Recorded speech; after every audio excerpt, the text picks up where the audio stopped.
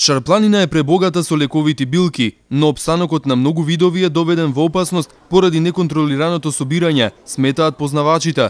Професорите Бесник Реджепи и Ѓоше Стевков работеа на проектот посветен на истражување на традиционалните сознанија за собирањето лековити билки. Но во одгледувањето и бербата на некои видови велат дека е потребно посебно внимание, бидејќи се во исчезнување. Меѓу нив е шарпланинскиот чај, за кој многумина сметаат дека веќе го нема, но со овој проект било утврдено дека се уште може да се најде во атарите на Старосело и Рогачево.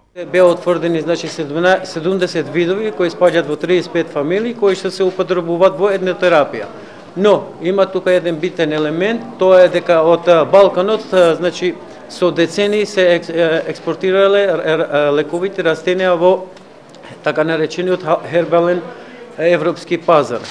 Например, за видот Сидеритис скардика, што меѓународно се познава како чај шарпланински или шарпланински чај, тој вид поради неконтролираното собирање во претходните децени е загрозен и веќе може да кажеме дека е истребуван од шарпланина. Затоа и во многу книги денес стои дека не е присутен овдека, но ние имаме податок дека видот сега се наоѓа само во близина на две села, Рогачево и Старо село.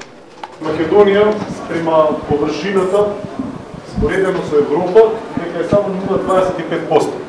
А кога станува збор за растителниот диверзитет, биодиверзитет, дека од вкупно 12.500 растителни видови во Европа не имаме околу 3.700.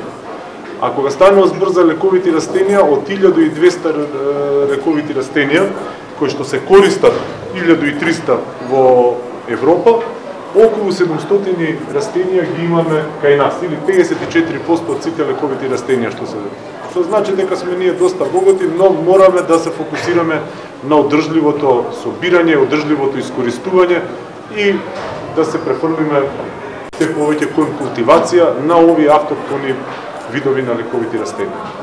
Проектот е реализиран во соработка со општините Јагуновци и Боговиња, финансиран и поддржан од Македонско еколошко друштво и германската фондација Евронатур.